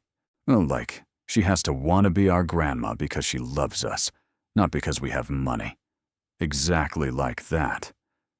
2 weeks later, Sarah ran into someone else from her past. She was in a grocery store, still strange to shop without calculating every dollar, when she heard her name called from across the produce section. She turned to find Jennifer Walsh, her former neighbor from the house she'd lost to foreclosure. Jennifer looked the same as always, perfectly assembled in yoga pants and a designer jacket, pushing a cart full of organic vegetables and expensive cheeses. She'd been friendly enough when Sarah had been a homeowner, always ready to chat over the fence about gardening and school district politics. That friendliness had evaporated the moment Sarah's financial situation became public knowledge. "Sarah, oh my God! I didn't know you were back in the neighborhood." "I'm not," Sarah said. "Just shopping. I heard you were living in that awful motel on Route 7. Is that true?" The question was delivered with theatrical concern, but Sarah heard the real curiosity beneath it, the hunger for gossip, for confirmation that she'd fallen as far as the rumors suggested. "Was true. We're in temporary housing now while I sort some things out." "Oh, that's good. I felt so bad when I heard what happened. The foreclosure and everything. Must have been devastating."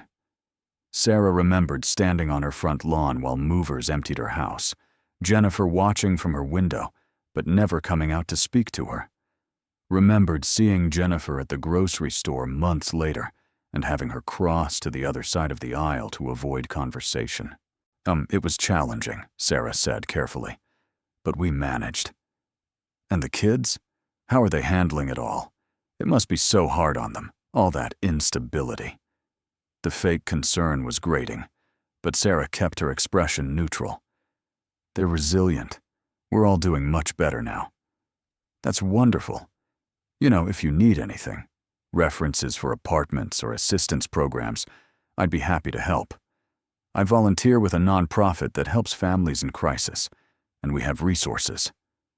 Sarah felt something cold and sharp settle behind her ribs. This woman, who'd avoided her like a contagion when she actually needed help, was now offering charity as though it was a generous impulse rather than social performance. "That's kind of you," Sarah said, "but we're actually fine. Better than fine, actually. The situation has resolved itself quite well." Jennifer's smile flickered, confusion replacing the practiced sympathy. "Oh? Did you find a job?" "Something like that." Sarah didn't elaborate. Let her wonder. Let her go home and try to piece together what had changed, what had taken Sarah from homeless to shopping for groceries without checking prices. "Well, that's great."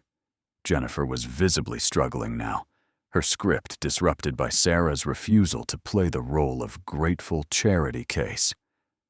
"We should get together sometime. Coffee or lunch. I'd love to hear what you've been up to." "I'll check my schedule," Sarah said, knowing she wouldn't. "It was good seeing you, Jennifer." She walked away before Jennifer could respond, feeling lighter than she had in months.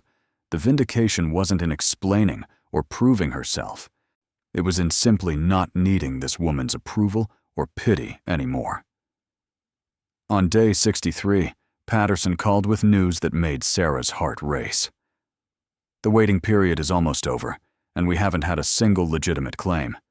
The Attorney General's office is preparing to issue final approval. We should have it within the week." "And then?" "Then we start the liquidation process in earnest. The currency and bonds will be easiest. We can begin converting those immediately. The gemstones will take longer, but Chen has buyers lined up. The stock certificates require some additional documentation, but they're ready to process. 6 months from final approval, maybe 8, you should have full access to liquid assets." "How much?" Sarah asked, though she'd done the math 100 times already. "After taxes, fees, and expenses, conservatively, on $145 million, possibly as high as 160 if the gemstone auction goes well."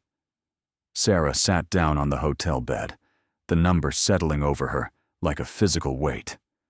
$145 million, enough to live on for several lifetimes, enough to ensure her children never experienced a single day of the poverty and fear that had defined the past year, enough to change everything.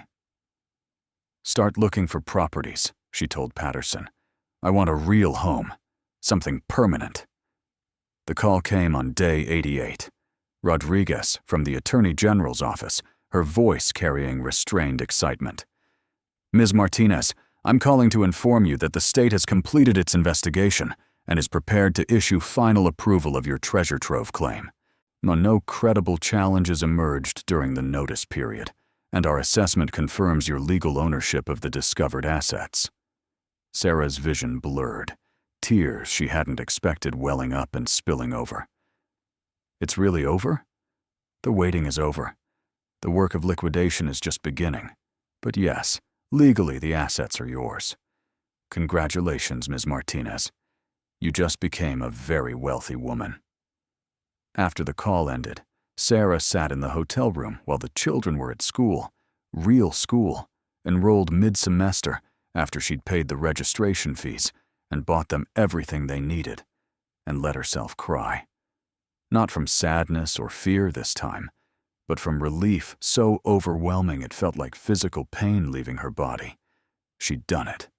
Somehow, impossibly, when she'd taken the worst decision anyone could imagine, buying a condemned hospital with her last dollar, and turned it into salvation. The money wouldn't erase the trauma of the past year. It wouldn't undo the nights sleeping in the car or the shame of begging for help that never came. But it would ensure those things never happened again. She called Marcus first, hearing his voice crack with emotion when she told him. Then she called the twins' school and Emma's daycare, asking to speak with them briefly, just to tell them in her own words that everything was going to be okay now. Really, truly okay. That night, she took them to the nicest restaurant in the city, a place she'd never dreamed of affording. They ordered appetizers and entrees and desserts, and when Emma asked if they could get extra to take home, Sarah said yes without thinking about the cost. Halfway through the meal, Riley asked the question Sarah had been dreading. "Mom, does this mean we're rich now?" The entire table went quiet, all eyes on her. Sarah set down her fork carefully. "It means we're secure. We have enough money that you never have to worry about being homeless or hungry again. We can afford a nice home and good schools and everything you need." "But are we rich?" Jordan pressed. Sarah thought about the number Patterson had given her. $145 million. By any objective measure, yes, they were rich. Wealthy beyond what most people would ever experience. But she also knew that money had a way of changing people, and not always for the better. "We have money," she said carefully. "A lot of it. But that doesn't define who we are. You're still the same kids who helped each other with homework in that motel room. I'm still your mom who's going to make you do chores and limit screen time and ground you when you screw up. The money just means we get to do all of that in a nicer house." Marcus, 13 going on 30, gave her a look that suggested he understood the complexity she was navigating. "Can I still have the car I want when I turn 16? Sarah laughed, the tension breaking. "We'll negotiate when you're 15 and a half. The house hunt took 3 weeks. Sarah looked at dozens of properties, each one more impressive than the last, but nothing felt right. Too ostentatious, too isolated, too much like the kind of house you bought to prove something rather than to live in. She found it in a neighborhood she'd never been able to afford before, but that wasn't so exclusive. It felt like a different planet. A 6-bedroom colonial with a yard big enough for the kids to play in, trees old enough to have actual character, and a kitchen that made her heart ache with possibility. The price was $2.4 million, which would have been impossible 3 months ago, and now felt almost quaint. She paid cash. The seller's agent kept glancing at Sarah, as though trying to reconcile her thrift store clothes with the bank transfer that cleared the same day. Sarah didn't explain. She just signed the papers and took the keys, feeling the weight of actual ownership for the first time in over a year. Moving day was chaos. Furniture deliveries, contractors installing security systems, painters touching up walls. Sarah had hired help for everything, still getting used to the idea that she could simply pay people to solve problems rather than struggling through them herself. Emma ran through the empty rooms, shrieking with joy, her voice echoing off walls that belonged to them. The twins claimed bedrooms and immediately started planning how to decorate. Marcus found the room with the best light and declared it his, already imagining where his desk would go. Sarah stood in the master bedroom, her bedroom, in her house, that no one could take away, and felt something settle in her chest that might have been peace. The confrontations came later, inevitable and uncomfortable. Her mother showed up 3 days after they moved in, having apparently tracked down the address through some combination of persistence and manipulation. And Sarah answered the door to find her standing on the porch, holding a casserole dish like an offering. "I brought dinner," her mother said. "Thought you might be too busy unpacking to cook." Sarah didn't invite her in immediately. She stood in the doorway, studying the woman who'd given birth to her, but had failed so completely to support her when it mattered. "What do you want, Mom?" "I want to see my grandchildren. I want to apologize. I want—" Her mother's voice cracked, and for the first time, Sarah saw something that might have been genuine emotion beneath the performance. "I want to be part of your life again. I know I screwed up. I know I was awful to you when you needed help. But you're my daughter, and they're my grandchildren, and I've missed you. You told me social services should take my kids. I know, I was wrong. I was scared, and I lashed out, and I said terrible things. But Sarah, please. I know I don't deserve it, but I'm asking for a chance to make it right."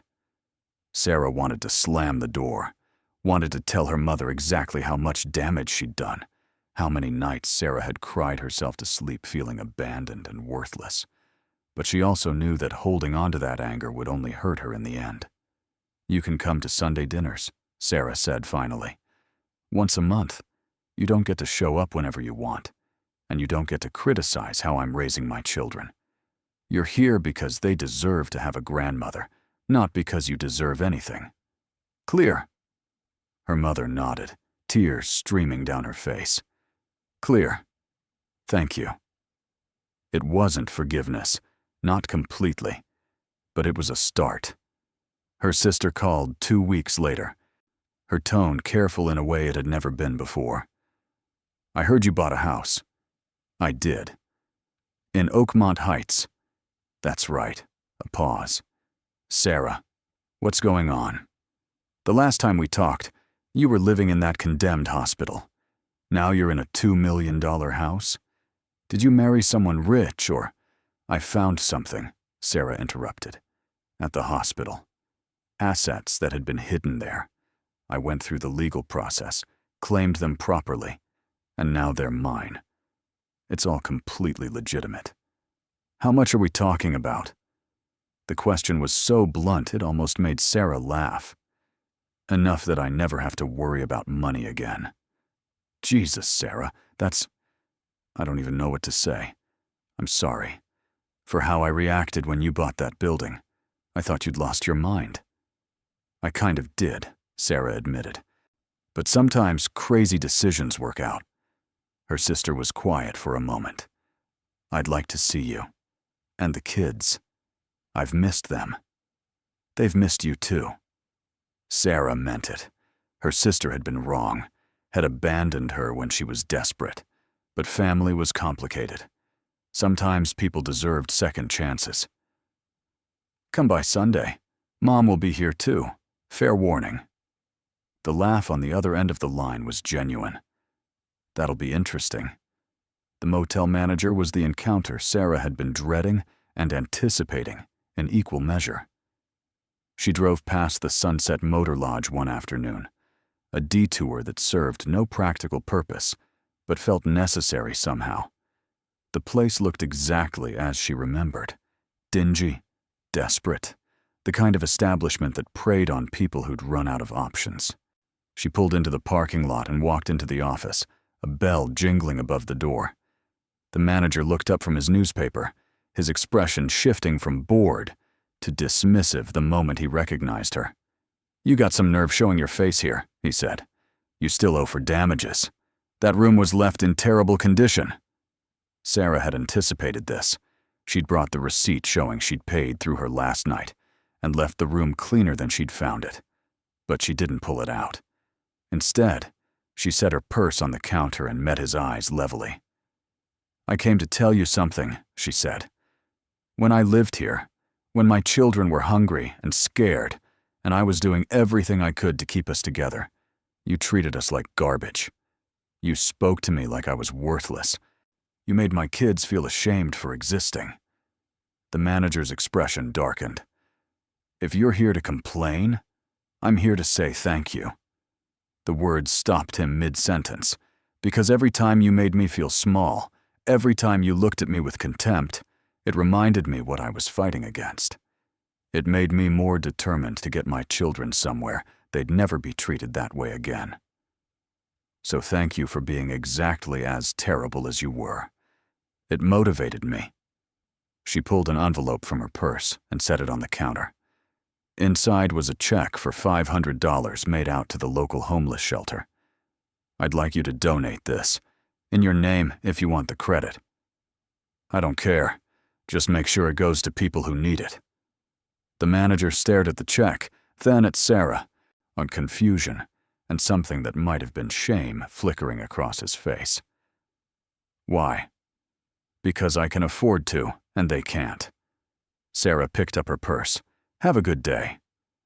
She walked out before he could respond, feeling lighter than she had in months. The vindication wasn't in his apology. He'd never offered one. But in knowing that his opinion no longer mattered. He was a small, bitter man, managing a failing motel, and she was free. 3 months after final approval, with the liquidation process well underway, and her bank accounts showing balances that still made her lightheaded, Sarah received a call from Rodriguez. "The federal investigation has officially closed," she said. "They completed their review, found no grounds to challenge your ownership, and filed a final report. It's over, Ms. Martinez. It's completely over." "What about the people who were watching the hospital?" "Most likely investigators trying to determine if you were part of the original conspiracy or just an innocent buyer who got lucky. Once they confirmed it was the latter, they closed the case. There's no one coming for you or your money." Sarah felt the last knot of fear uncoil from her chest. It was truly over. The danger, the uncertainty, the waiting, all of it finished. What remained was just life. Regular, complicated, beautiful life, with the security to actually live it. The final accounting came in month 6, exactly as Patterson had predicted. After all taxes, all fees, all expenses, Sarah's net worth was $148,300,000. The number appeared on her bank statement like a typo, too large to be real. But when she called to verify, the banker confirmed it with obvious envy in his voice. $148 million. She sat with that knowledge for a long time, trying to process what it meant. She'd started this journey with $1 and desperation. Now she had more money than she could spend in several lifetimes, and the responsibility of figuring out what to do with it. The first thing she did was set up trusts for her children. College funds that would cover any school they wanted to attend, plus graduate school, plus money for starting businesses or buying homes or whatever they needed to build their own lives. Marcus's trust alone was $10 million, accessible in stages as he matured. The twins and Emma had the same. The second thing was to make sure they never lost it. She hired financial advisors, lawyers, accountants, a whole team of people whose job was to preserve and grow the wealth responsibly. Diverse investments, conservative strategies, nothing flashy or risky. The third thing was to remember where she'd come from. Sarah established a foundation focused on homelessness, prevention, and family support. Not a huge one. She wasn't trying to solve all of society's problems, but a real organization with paid staff and concrete programs. Emergency housing assistance for families facing eviction, legal aid for people navigating foreclosure, food security programs for children, all the things she'd needed and couldn't find. She funded it with $20 million, knowing that even after that massive donation, she still had more than enough for her family to live in security forever. And the foundation's first grant went to the local homeless shelter, the same one she'd stayed at with her children months earlier. She showed up in person to present the check, $250,000, and met with the director who'd been kind to Emma when she'd been scared and lost. "This is from someone who knows how much your work matters," Sarah said, not identifying herself as a former client. "Keep doing what you're doing." The director cried, thanking her repeatedly, and Sarah felt something shift inside her. The money wasn't just numbers anymore. It was impact, change, the ability to prevent other families from experiencing the terror she'd lived through. On the 1-year anniversary of buying the hospital, a date that felt both impossibly distant and like yesterday, Sarah took her children back to see it. That the building was in the process of being demolished now, the city finally having gotten funding to tear it down and redevelop the lot. They stood behind the safety fence, watching heavy equipment tear into the structure that had briefly been their home. "Do you remember being scared here?" Emma asked, holding Sarah's hand. "I remember being scared everywhere," Sarah said honestly. "But I also remember finding something here that changed our lives. The treasure, Riley said. Not just the treasure. Hope.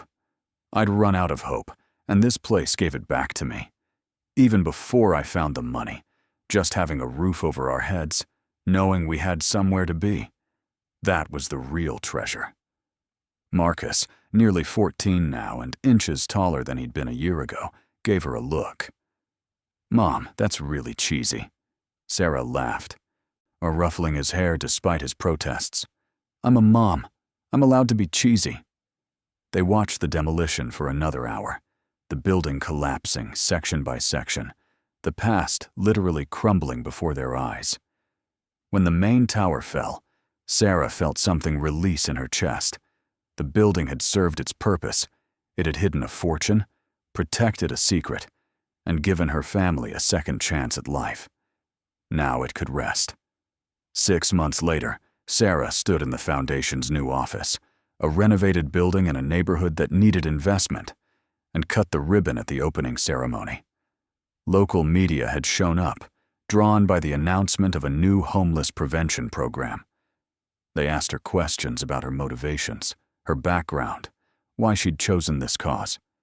She answered carefully, and leaving out the specifics of her own experience, but letting the truth shine through anyway. "I know what it's like to feel invisible," she said.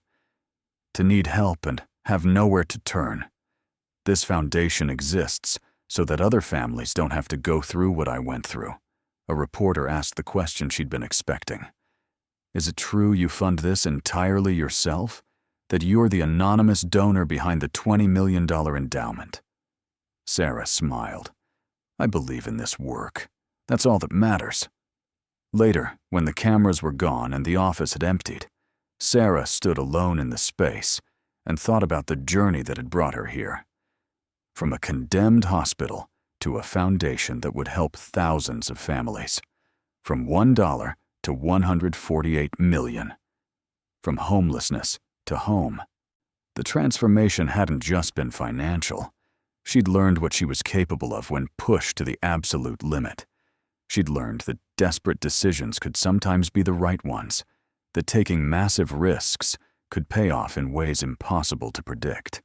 She'd learned that she was stronger than anyone, including herself, had given her credit for. Most importantly, she'd learned that wealth wasn't really about money. It was about security, about options, about the freedom to make choices instead of just surviving circumstances. The money in her accounts was impressive, but the real wealth was in knowing her children would never experience the fear she'd felt.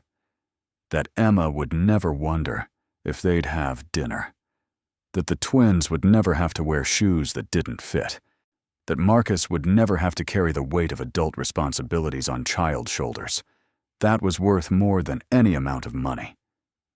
As Sarah locked the foundation office and walked to her car, a modest sedan, not the luxury vehicle everyone expected, she thought about the hospital's basement vault, about the secrets it had held, and the lives those secrets had destroyed through fraud and corruption.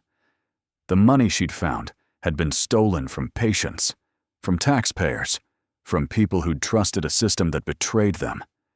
She couldn't undo that harm. The original victims would never be made whole. But she could take that tainted wealth and transform it into something good. She could break the cycle of harm and create cycles of help instead. It wouldn't erase what had been done. But it was something. Her phone rang as she drove home. Marcus, asking what was for dinner. Emma in the background singing a song from school. The twins arguing about whose turn it was to pick the movie. Normal chaos. Regular life. The kind of beautiful mundane existence that used to feel like a luxury and now felt like exactly what it was. Precious, irreplaceable, worth fighting for. "I'll be home in 20 minutes, Sarah said. "And we're ordering pizza." Cheers erupted from the phone's speaker. She smiled, disconnecting and focusing on the road ahead. The condemned hospital was gone now, reduced to rubble and cleared away. The basement vault had been emptied, its secrets finally brought to light. The money had been claimed, legitimized, transformed from hidden wealth into active good. And Sarah Martinez, who'd started with nothing but desperation and one impossible dollar, had built a life worth living. Not because of the money, though that certainly helped, but because she'd refused to give up, even when giving up would have been easier. Because she'd taken a risk everyone said was insane and turned it into salvation. Because she'd learned that sometimes the worst decisions could become the best ones, if you were willing to fight for them. The sun was setting as she pulled into her driveway, painting the sky in shades of gold and pink. Her house, her real, permanent, safe house, waited with lights in the windows and children's laughter spilling into the yard. She sat in the car for a moment, just looking, remembering the days when she'd had nothing and appreciating the miracle of everything she had now. Then she got out, locked the car, and walked toward the front door, where Emma was already waiting, bouncing with excitement about something that had happened at school. This was the real treasure. Not the money in the vault, but the life it had allowed her to build. And it was worth more than all $292 million combined. Thank you so much for watching until the end. If you loved this story, check out the other videos on your screen now. I think you'll really enjoy them. And don't forget to subscribe if you haven't already. See you in the next story.